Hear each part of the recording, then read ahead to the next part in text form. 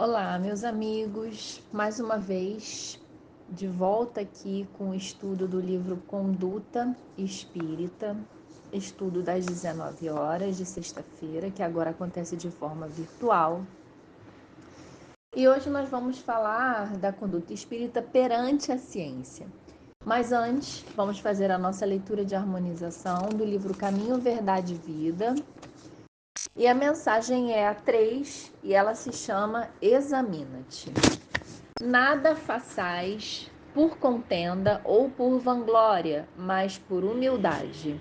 Paulo, Filipenses, capítulo 2, versículo 3. O serviço de Jesus é infinito. Na sua órbita, há lugar para todas as criaturas e para todas as ideias sadias em sua expressão substancial. Se na ordem divina cada árvore produz segundo a sua espécie, no trabalho cristão, cada discípulo contribuirá conforme a sua posição evolutiva. A experiência humana não é uma estação de prazer. O homem permanece em função de aprendizado e nessa tarefa é razoável que saiba valorizar a oportunidade de aprender, facilitando o mesmo ensejo aos semelhantes. O apóstolo Paulo compreendeu essa verdade, afirmando que nada deveremos fazer por espírito de contenda e vanglória, mas sim por ato de humildade. Quando praticares alguma ação que ultrapasse o quadro das obrigações diárias, examina os móveis que a determinaram. Se resultou do desejo injusto de supremacia, se obedeceu somente à disputa desnecessária, cuida de teu coração para que o caminho te seja menos ingrato. Mas, se atendeste ao dever, ainda que haja sido interpretado como rigorista e exigente, incompreensível e infiel, recebe as observações indébitas e passa adiante. Continua trabalhando em seu ministério, recordando que, por servir aos outros com humildade, sem contendas e vanglórias, Jesus foi tido por imprudente e rebelde, traidor da lei e inimigo do povo, recebendo com a cruz a coroa gloriosa. Então vamos fazer a nossa prece, agradecendo ao Mestre Jesus por esse momento, agradecendo a espiritualidade amiga aqui presente, por essa leitura, por mais essa forma de como proceder perante a mais um aspecto que hoje é a ciência. E pedimos que esse estudo possa levar luz a todos aqueles corações necessitados de esclarecimento, de amor, de paz, que possamos fazer um estudo tranquilo, recebendo as intuições necessárias e ouvindo aquilo que precisamos. Que assim seja, graças a Deus. Esse estudo de hoje, perante a ciência, como tantos outros aqui desse livro, que oferece uma verdadeira receita de como se comportar, de qual é a postura adequada diante de todas as coisas. Ele é bem completo. Hoje, falando da ciência, ele vai nos trazer várias diretrizes de como deve ser a nossa postura perante a ciência. E já sabemos, dentro do Espiritismo, que existe a recomendação em relação aos fenômenos, em relação a provas das coisas que acontecem, que quando a ciência conseguir provar algo de fato que seja diferente do Espiritismo, que se dê preferência à ciência. E essa é a grande questão ainda, né, que alguns cientistas, que parte da ciência não aceita o espiritismo, é que não concorda, não entende ou não aceita o que no espiritismo já é provado. Por outro lado, a ciência ainda não conseguiu provar algo diferente, então continua-se nesse impasse. Nem aceita o que o espiritismo prova, mas também não consegue uma prova em contrário. Mas, independente disso que nós já conhecemos dentro do Espiritismo, ele vem aqui falando de outras diretrizes para que nós, diante de um meio científico, diante de alguma contribuição, e aí a ciência, na verdade, ele vai abranger tudo que envolva algum estudo científico, a parte da medicina, os conhecimentos que passam por testes. E ele vai trazer aqui, então, tudo o que nós precisamos para sermos espíritas e sermos, estarmos do lado da ciência ao mesmo tempo. Então ele começa, pessoal. Então nós vamos ver. Então ele começa falando o seguinte: perante a ciência, é o capítulo 43. Colaborar com as iniciativas que enobreçam as pesquisas e os estudos da inteligência sem propósitos destrutivos. Toda ciência que objetiva o progresso humano vem do socorro celestial. Exaltar a contribuição inestimável da medicina terrestre em sua marcha progressiva e para a suprema redenção da saúde humana.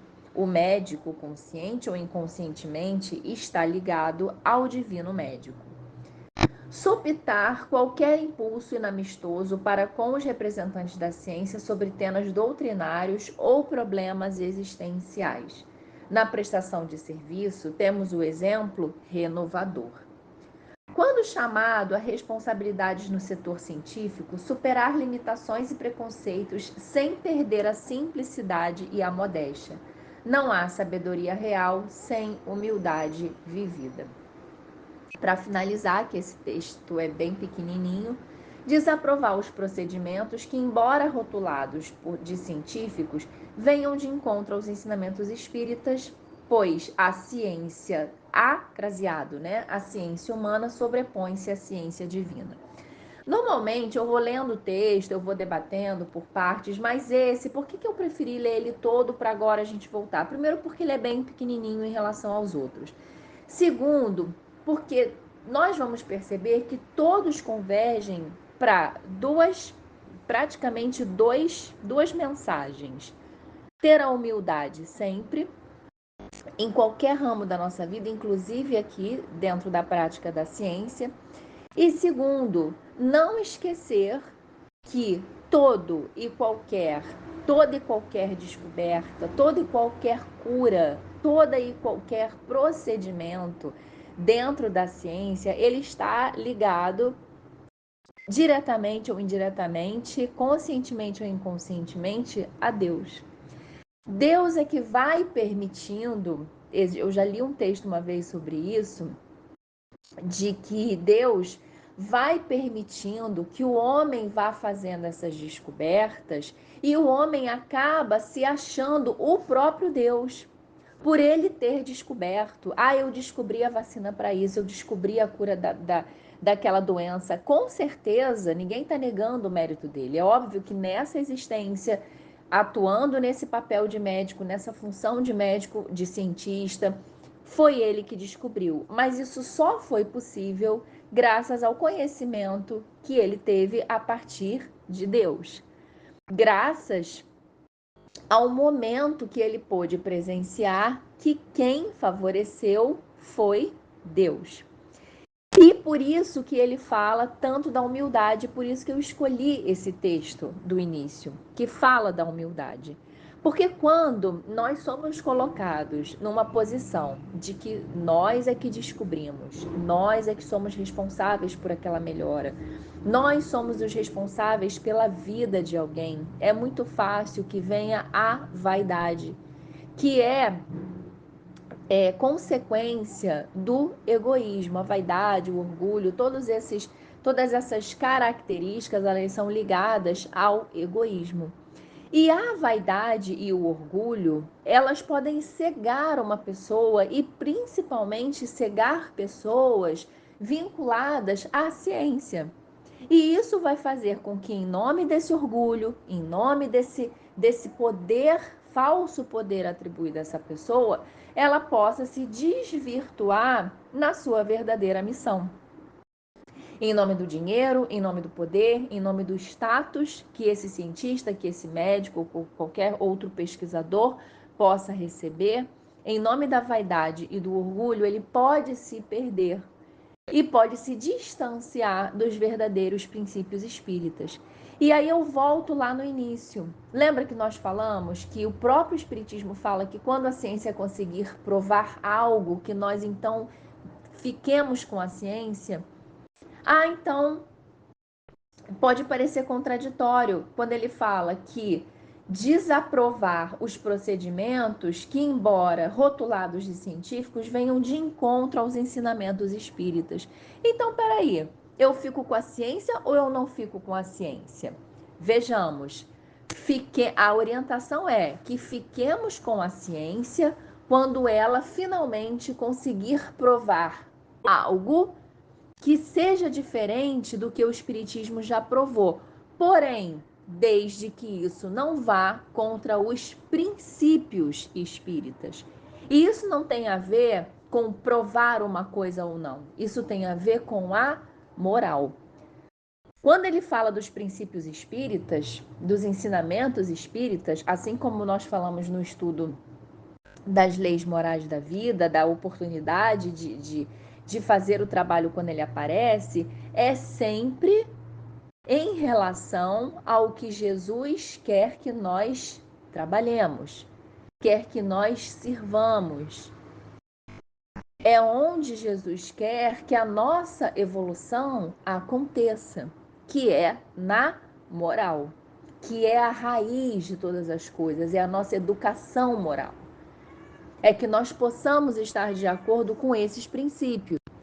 Então, por exemplo, existe algo ainda que o Espiritismo não trouxe uma explicação e a ciência foi corretamente, pelas atribuições que lhe são dadas, pelos procedimentos que lhe são dados, conseguiu provar. Ok. Segundo a checagem, isso está de acordo com os princípios espíritas? Sim. Então nós vamos aceitar. Mas agora existe um novo procedimento científico que já foi provado que você precisa acabar com a vida de uma pessoa para preservar a vida de outra.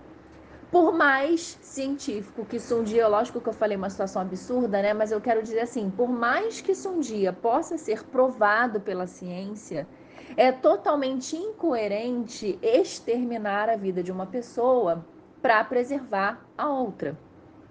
Lógico, né?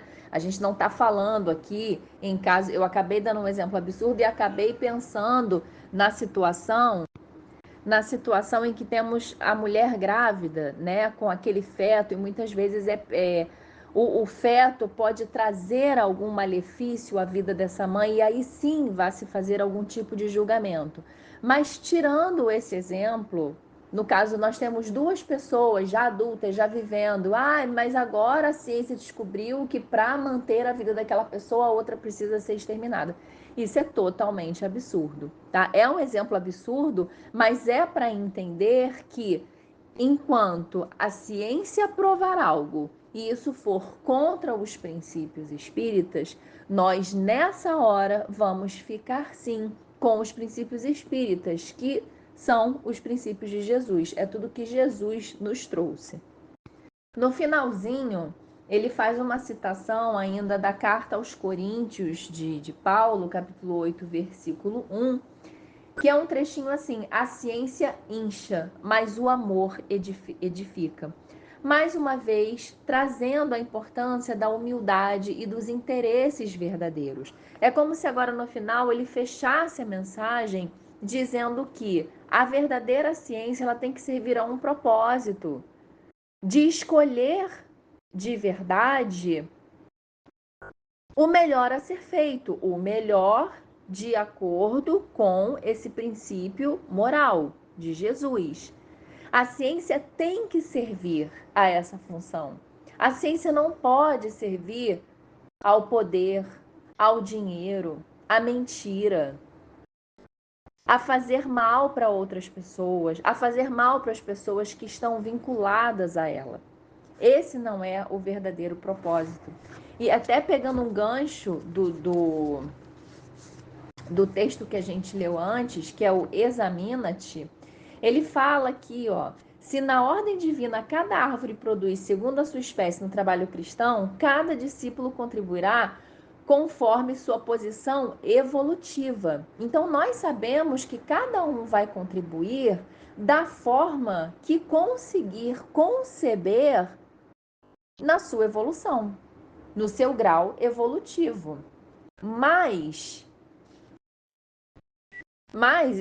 não, e sabendo disso, ele fala logo abaixo que nada devemos fazer por espírito de contenda e vanglória, mas sim por ato de humildade. Então ele fala assim, olha, por mais que eu entenda que você está num momento evolutivo que de repente está visando só o prazer, está visando só o status, e na ciência isso pode acontecer muito, porque é um lugar, como eu falei antes, que permite a descoberta de grandes curas, o domínio de certas medicações para algumas doenças. Isso é fácil fazer com que aquele que descobriu fique na vaidade.